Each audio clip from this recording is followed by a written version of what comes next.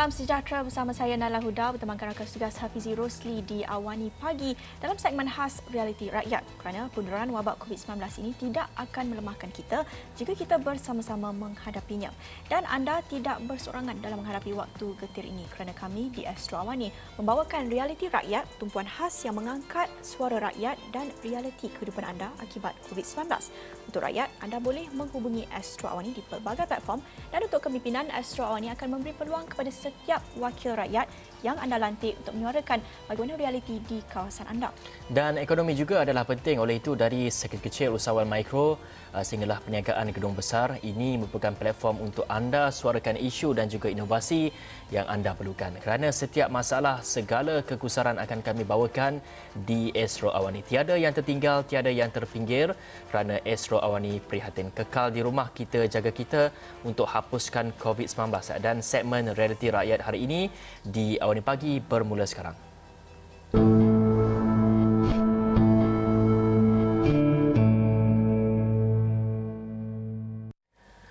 Baik, seringkali kita mendengar nasib manusia yang terjejas akibat COVID-19 ini, yang mana kalau kita dapat saksikan Perintah Kawalan Pergerakan PKP ini sendiri, apabila ia dikuatkuasakan, ia menyebabkan ramai dalam kalangan kita yang kehilangan sumber pendapatan dan juga kehilangan pekerjaan. Namun kita terlupa bertanya, bagaimana kehidupan makhluk lain di dunia ini ketika bumi sedang sakit akibat serangan musuh gaib yang tidak diduga ini? Ya. Jadi untuk itu Awani Pagi segmen Realiti Rakyat hari ini berkesempatan mendapatkan temu bual bersama dengan Presiden Gibbon Conservation Pahang, Mariani Ramli, yang ketika ini sedang berjuang untuk mendapatkan dana bagi memastikan haiwan ungka di pusat pemeliharaan hidupan liar itu dapat meneruskan hidup. Tetapi sebelum kita melihat cabaran yang dihadapi oleh pusat pemeliharaan hidupan liar itu ketika PKP ini, kita ingin meminta Mariani menceritakan sedikit mengenai pusat pemeliharaan Gibbon atau ungka Pahang ini. Apa usaha yang telah dilakukan setakat ini dan apa juga kalau boleh kongsikan objektif penubuhan pusat ini?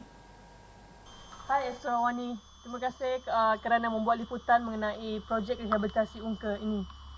Projek rehabilitasi ungka ni atau Gibbon Rehabilitation Project, kita singkatan dia GRAP, adalah di bawah naungan Gibbon Conservation Society, Persatuan Pemeliharaan Ungka, yang dan mana projek ini telah beroperasi selama 7 tahun.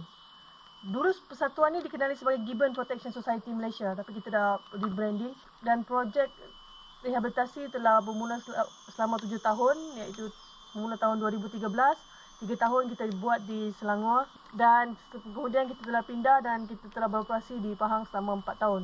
Projek ini sekarang berada di atas tapak tanah Puan Sri Sharifah Sabrina, iaitu Presiden Peka. Objektif utama penubuhan GRAP adalah untuk membantu kerajaan untuk meliarkan balik, memberi latihan rehabilitasi ungka yang menjadi mangsa-mangsa pemerdagangan hidupan liar. Ungka-ungka ni adalah ungka-ungka yang telah menjadi haiwan peliharaan secara haram di luar sana. Kemudian di sini kita akan melatih mereka survival skills. Kemudian apabila mereka telah bersedia dari segi fizikal dan mental, kita akan lepaskan mereka balik ke dalam hutan. Selain itu juga persatuan ini kita juga telah melakukan outreach program. Kita menjalankan program-program kesedaran awam untuk memperkenalkan rakyat Malaysia mengenai spesies ungka yang terancam ini dan kepentingannya di dalam hutan.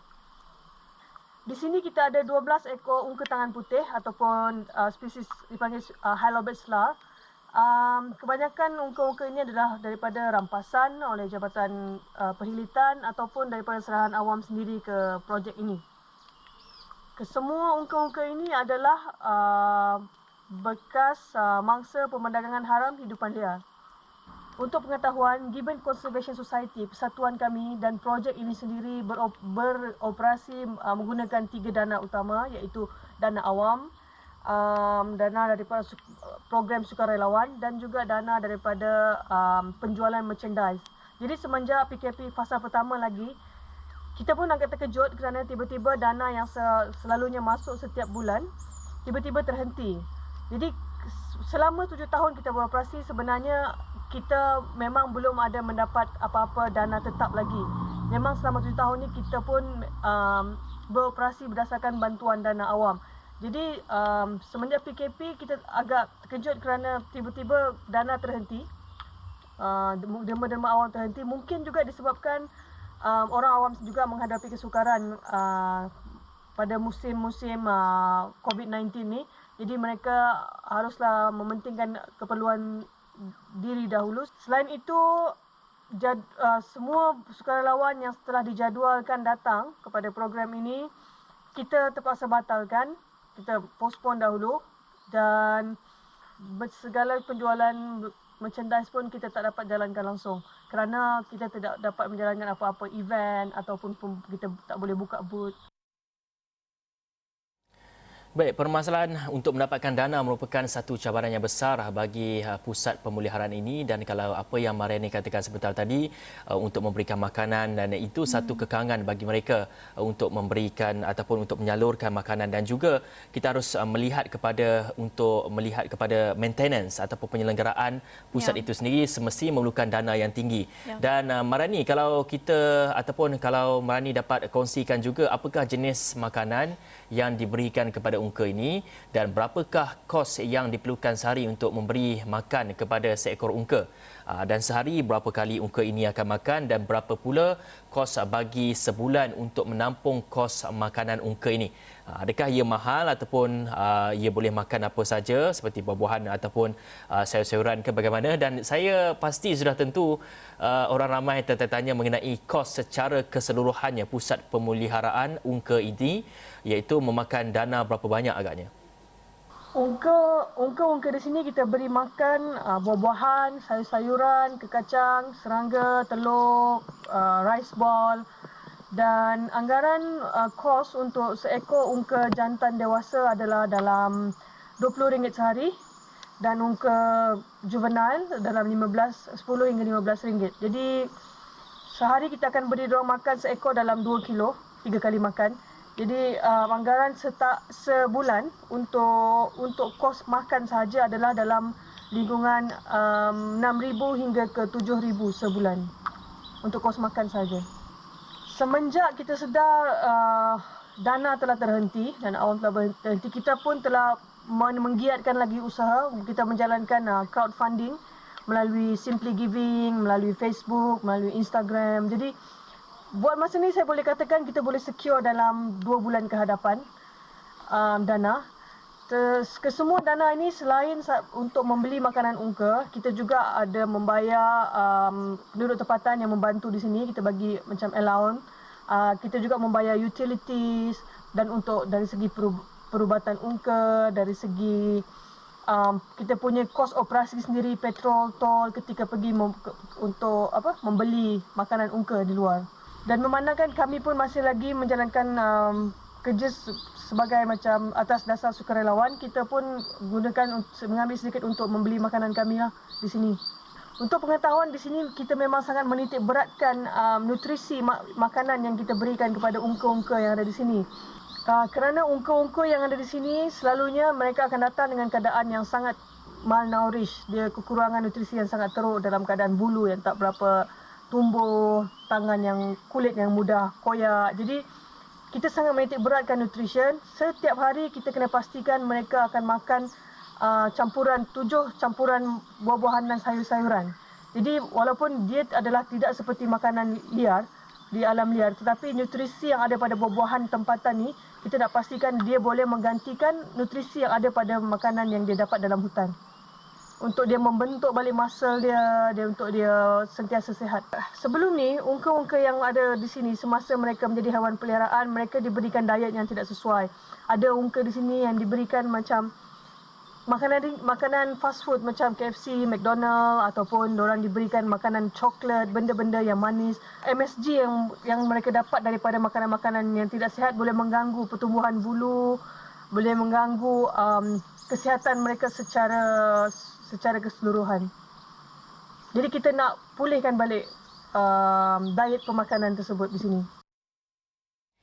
Itu satu pendedahan yang agak mengejutkan. Mariani tadi kongsikan betapa mengejutkan amalan pemakanan Gibbon ini, Ungka ini, ada yang diberikan makanan McDonald's, burger ataupun sebagainya. Makanan ringan. Ya, makanan ringan dan sebagainya. Jadi ini mungkin memberi gambaran sedikit dengan animal trade, perdagangan haiwan secara haram di negara kita ini, dan bagaimana orang menyimpan haiwan-haiwan liar ini secara haram di rumah-rumah mereka sebagai haiwan peliharaan. Namun mereka ini sebenarnya perlu berada di habitat asal mereka, dan Mariani juga kongsikan tentang kos yang diperlukan untuk memberi mereka makanan, iaitu sekitar 6,000 sebulan. Itu angka yang amat besar, dan kita bayangkan sekiranya mereka tidak dapat menjalankan operasi pusat pemeliharaan itu, bagaimana agaknya mereka ingin perlukan saluran bantuan kewangan itu. Jadi itu hanya dari sudut makanan. Sekarang ini kita nak tahu pula, kalau Mariani boleh kongsikan dengan kos ataupun bagaimana proses operasi pusat pemeliharaan Ungka ini dan bagaimana waktu operasinya, dan juga kalau Mariani boleh kongsikan apa aktiviti-aktiviti yang dilakukan Ungka-Ungka ini dan juga pekerja-pekerja yang bertugas di sana, bagaimana mereka ingin menjaga proses aktiviti mereka ketika menjaga dan juga menjalankan aktiviti bersama haiwan-haiwan ini. Jadi boleh Mariani kongsikan dengan lebih lanjut, dan Ungka ini kalau kita tahu berada selalunya di kawasan yang mana kita tak tahu, kita tak kenal lagi dengan spesies Ungka ini kerana ia satu haiwan yang agak rare, agak liar yang kita jarang dengar tentang kisahnya. Jadi kalau boleh Mariani kongsikan lebih lanjut tentang spesies Ungka ini. Hari kami di sini bermula pada pukul 7 pagi dan berakhir pada pukul 5 petang. Ungka akan diberikan 3 kali makan pada pukul 7.30, pukul 12 iaitu enrichment, dan juga pada pukul 3.30 petang. Kemudian yang ungka juvenile pula kita akan beri susu pada pukul 5 petang. Dan ada juga bayi yang kita beri susu selang 4 jam sehingga tengah malam. Jadi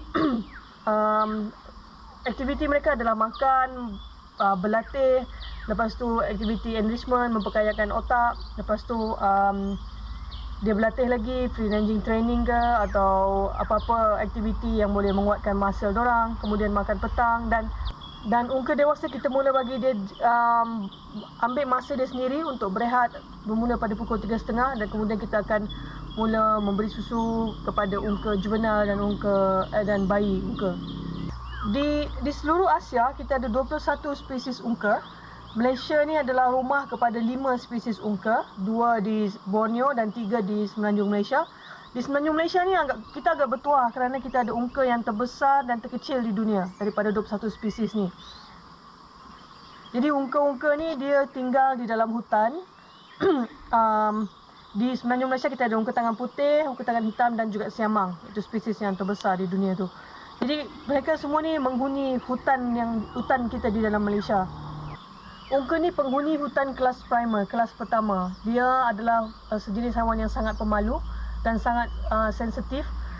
Jadi dia tidak seperti monyet-monyet lain yang boleh duduk, yang boleh tinggal berhampiran rumah-rumah orang atau di tepi jalan raya atau dekat semak. Untuk pengetahuan, ungka ni dikenali sebagai raja bergayut. Dia adalah primate atau mawas yang terpantas di dunia dan dia bersifat highly arboreal.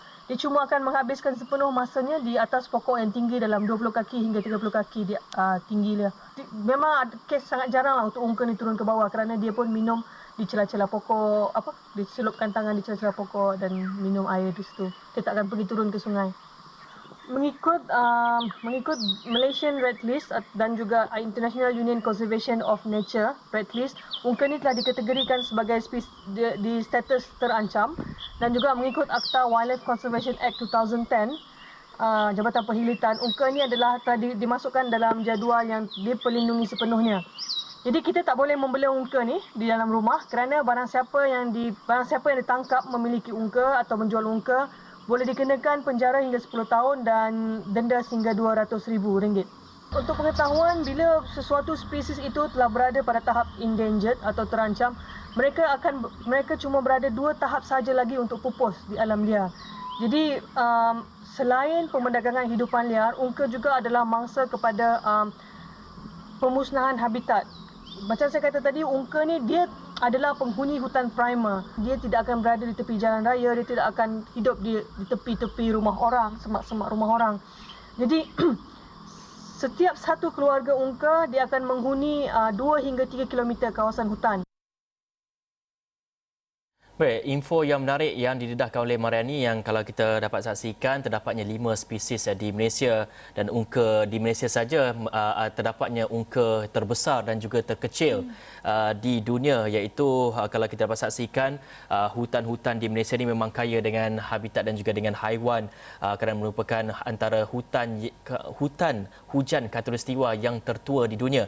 Dan kalau kita nak dapat ulaskan sedikit, Mariani dapat kongsikan kepada kita adakah ungka ini menerima ancaman-ancaman seperti pemburu haram, kemusnahan habitat dan juga lain-lain, dan kalau boleh kita ingin juga tahu apakah perancangan jangka masa panjang untuk pembangunan ataupun untuk membangunkan pusat pemeliharaan ungka ini, serta bagaimana sekiranya orang ramai ingin mengenali ungka, membantu pusat pemeliharaan ungka ini seperti menyalurkan dana ataupun bantuan-bantuan lain dapat dikongsikan.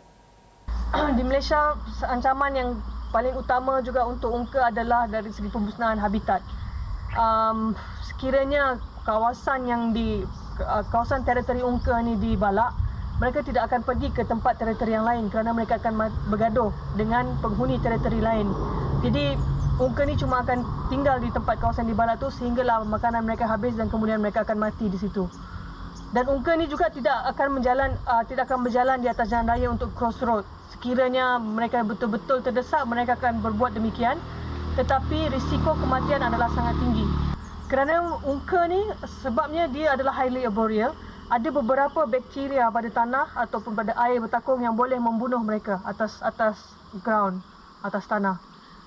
Jadi itulah ancaman-ancaman bagi spesies yang terancam ni, ungka yang terancam ni.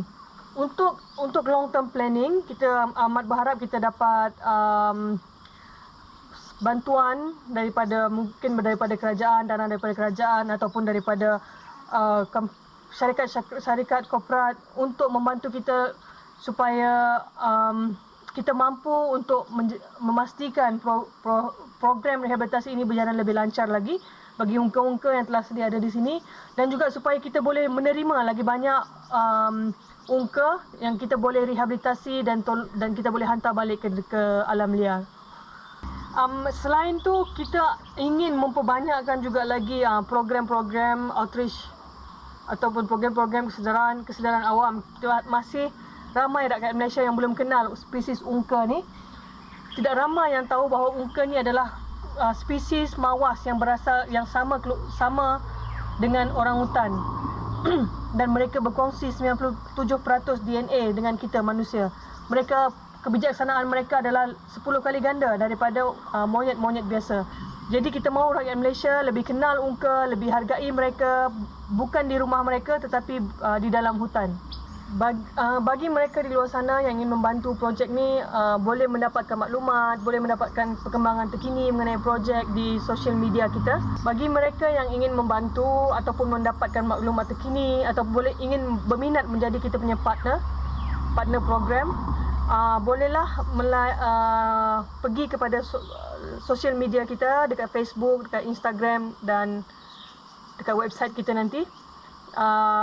Anda boleh cari Gibbon Conservation Society dan boleh hubungi kami melalui platform tersebut. Mesej yang ingin disampaikan daripada kami di sini adalah saya merayu kepada rakyat Malaysia di luar sana agar sama-sama membantu kami untuk menjayakan projek rehabilitasi ini supaya kita mampu mengembalikan semula ungka-ungka ini ke dalam hutan, menambah balik populasi mereka dan kita dapat mengelak daripada berlakunya lagi kepupusan seperti yang telah terjadi kepada spesies badak Sumatera. Dan sekarang pun macam kita sedia maklum, spesies kebanggaan negara iaitu harimau Melaya juga telah sedang berada di ambang kepupusan. Jadi projek rehabilitasi seperti ini adalah sangat penting. Bila kita menghantar balik mangsa-mangsa perdagangan hidupan liar ini ke dalam hutan, kita akan mampu menambah balik populasi mereka di dalam hutan nanti. Terima kasih sekali lagi kepada Astro Awani dan kepada penonton di luar sana. Stay safe, take care dan we are looking forward for a healthy Malaysia. Itu merupakan seruan rayuan Mariani Ramlee, Presiden Gibbon Conservation Society Pahang, menceritakan tentang bagaimana kalau kita fokus kepada kesihatan kebajikan rakyat kita, namun pada masa sama kita juga perlu ambil titik beratkan kebajikan zoo dan pusat pemeliharaan haiwan dan hidupan liar ini yang amat-amat terjejas ketika tiada saluran dana itu apabila tidak boleh menjalankan operasi seperti biasa dan pengunjung tidak boleh hadir ke zoo dan tidak boleh sokong mereka dari sudut kewangan itu dan kita harap dengan pendedahan ini ramai orang boleh turut menyumbangkan bantuan mereka kepada Gibbon Conservation Society Pahang ini seperti yang dikatakan oleh Mariani tadi. Anda boleh lihat di Facebook mereka dan selepas ini kita akan kongsikan juga cerita-cerita tentang zoo, bukan saja Gibbon Society ini tetapi mereka yang zoo yang lain juga tidak terasing daripada kesan pandemik COVID-19 ini dan juga pelaksanaan PKP. Contohnya Persatuan Taman-Taman Zoological dan Aquaria Malaysia Mazba turut ada mengeluarkan rayuan sumbangan orang ramai susulan dananya terjejas teruk akibat PKP ini dan juga mereka kongsikan sebanyak 8 juta ringgit yang diperlukan 14 zoo dan juga 20 pusat pameran tetap kehidupan liar di seluruh negara. Sekiranya mereka ingin meneruskan operasi masing-masing sehinggalah Disember ini. Itu merupakan satu angka yang amat besar dan kita harap dengan pendedahan ini kita dapat meningkatkan kesedaran orang ramai dan juga kepada kerajaan persekutuan dan juga kerajaan negeri untuk sama-sama kita berganding bahu melihat kepada solusi penyelesaian bagaimana untuk membantu zoo dan juga pusat-pusat pemeliharaan hidupan liar di negara kita ini. Dan kita juga ingin kongsikan ini satu inisiatif daripada zoo negara sendiri iaitu seperti kita ulaskan sebentar tadi dengan adanya PKP, dengan adanya penularan COVID-19 ini ia sedikit sebanyak menjejaskan dari segi pendapatan bagi zoo itu yang kebanyakan zoo ini bergantung dari segi mungkin lebih daripada 80% yang bergantung kepada kedatangan pelancong-pelancong untuk menyara ataupun untuk memberikan makanan dan sebagainya kepada haiwan-haiwan di situ. Dan ini satu kempen yang dijalankan oleh zoo negara iaitu kempen haiwan angkat yang boleh membantu dana berterusan zoo negara. Dan kalau kita dapat saksikan melihat kepada Perintah Kawalan Pergerakan PKP yang dikeluarkan kerajaan pada 18 Mac lalu dan bertukar kepada PKPB ini dan sikit sebanyak ia memberikan kesan kepada zoo negara dan antara organisasi yang turut menerima tempias adalah zoo negara di mana sebahagian daripada pendapatannya adalah hasil daripada jualan tiket dan sejak PKP dilaksanakan zoo negara menerusi laman sosialnya giat mempromosikan kempen haiwan angkat atau adoption sebagai satu usaha untuk memastikan bekalan makanan, perubatan dan juga pengurusan haiwan-haiwan akan berterusan. Dan kempen ini katanya orang ramai boleh memilih sama ada mahu memberi sumbangan secara one-off atau secara bulanan mengikut pakej yang tersedia dan mereka yang memberi sumbangan akan dihadiahkan e-sijil yang akan turut dicatatkan dengan nama haiwan yang dipilih. Malah nama mereka juga akan dipamerkan di laman web zoo negara. Dan zoo negara sebelum ini juga pernah menyarankan supaya syarikat-syarikat besar ataupun syarikat-syarikat daripada JLC untuk mengambil adoption kepada haiwan-haiwan yang mungkin memerlukan kos yang tinggi. Dan ini merupakan satu inisiatif yang baik supaya kita dapat memastikan seluruh haiwan di zoo itu dapat bertahan ataupun dapat meneruskan kehidupan mereka, dapat menerima makanan-makanan yang secukupnya. Ya, ini salah satu teknik pemasaran yang saya kira amat kreatif. Bukan saja dapat membantu dari sudut sokongan kewangan kepada zoo negara ini, tetapi anda juga boleh secara langsung terbabit ataupun secara langsungnya connected dengan haiwan-haiwan yang berada di zoo ini. Saya sendiri pun telah mengambil seekor singa sebagai haiwan angkat saya, bukan di rumah. Masih berada di zoo negara. Saya harap sihat sahaja dan ini satu teknik pemasaran yang amat menarik kerana ada juga pakej yang disediakan untuk mengambil sebagai haiwan angkat. Anda juga boleh mendapatkan tiket percuma ke zoo negara yang valid sehingga tahun depan saya kira dan ini merupakan satu idea yang kreatif bagaimana zoo negara boleh menampung kos operasi dan juga kos pemakanan haiwan ini ketika berdepan dengan pandemik COVID-19 dan tidak boleh membawa masuk pengunjung dan sebagainya. Dan kalau kita lihat laporan lain sebelum ini bagaimana zoo-zoo lain juga berdepan dengan isu yang sama di seluruh dunia. Ini cerita di zoo Jerman yang terputus juga bekalan makanan dan ini satu perkongsian daripada salah seorang kaki tangan zoo itu, katanya haiwan dalam kandang bakal jadi korban ini untuk menampung bekalan makanan mereka. Dan kita nak perincikan juga iaitu apa yang Nala katakan tadi, iaitu zoo di Jerman, dan katanya walaupun Jerman mengenakan perintah lockdown bermula daripada 12 Mac, operasi zoo tidak ditutup sepenuhnya walaupun tiada pengunjung, dan tanpa bantuan kewangan kerajaan, haiwan di zoo terpaksa dikorban dan dijadikan makanan untuk haiwan yang lain. Dan lazimnya jika suatu zoo tidak mampu menanggung operasi, haiwan akan dipindah ke zoo lain. Tapi apabila seluruh dunia mengamalkan ataupun menjalankan lockdown, dan semestinya zoo yang bergantung harap kepada pendapatan ataupun penjualan tiket ini tidak mampu untuk mendapat dana yang mencukupi, sehinggalah apa yang berlaku di Jerman ini, sehingga mengorbankan haiwan-haiwannya untuk memberikan makanan kepada haiwan-haiwan lain. Dan satu lagi perkembangan kita nak bawakan iaitu di Zoo New York, dan ini dapat saksikan di paparan skrin anda sekarang, iaitu dalam usaha kita memastikan makanan diberikan kepada haiwan-haiwan ini, perlu juga kita memastikan kesihatan haiwan itu. Apabila ada haiwan-haiwan di zoo seperti Nadia ini merupakan harimau Malaya yang dinamakan di zoo di Amerika Syarikat, juga turut dijangkiti COVID-19. Anda boleh baca segala maklumatnya di paparan skrin anda ataupun di laman web astroawani.com. Ya, dan itu yang kami dapat rangkumkan mengenai kebajikan haiwan ketika berdepan dengan pandemik COVID-19 ini, dan banyak lagi perkongsiannya ada di astroawani.com. Dan kita juga ingin ambil peluang untuk mengingatkan kepada anda untuk saksikan perbincangan saya sebentar lagi pada jam 9.30. Kami akan rungkaikan apa yang akan berlaku, apa yang kita jangkakan daripada sidang Parlimen hari ini. Pembukaan Parlimen, walaupun tiada sidang dan hanya titah diraja, namun titah diraja ini merupakan satu aspek yang amat penting. Apa fungsi dan apa peranannya ketika persidangan Parlimen ini, kita akan rungkaikan bersama beberapa pakar perlembagaan, dan kita juga akan membawakan kepada anda secara langsung siaran titah diraja itu ketika pembukaan Parlimen nanti, dan bagaimana agaknya kita akan menyaksikan kerajaan dan juga pihak pembangkang, ahli-ahli Parlimen menyesuaikan diri dengan normal baharu Parlimen ini. Seperti mana kita menyesuaikan diri dengan normal baharu dari sudut ekonomi dan sosial, pastinya institusi dan proses demokrasi negara juga perlu mengadaptasi kepada normal baharu ini. Jadi satu detik yang amat bersejarah untuk kita ketika kita berdepan dengan pandemik COVID-19 ini. Jangan lupa saksikan pada jam 9.30 nanti kita akan bawakan laporan penuh sidang Parlimen, pembukaan Parlimen penggal ketiga mesyuarat pertama hari ini. Kita akan bawakan di Astro Awani, dan juga kalau anda berada di luar nanti boleh juga saksikan di astroawani.com dan juga platform laman sosial lain, Facebook dan sebagainya. Kita akhiri Awani Pagi segmen Realiti Rakyat di sini bersama saya Nala Huda dan saya Hafiz Rosli. Assalamualaikum warahmatullahi wabarakatuh.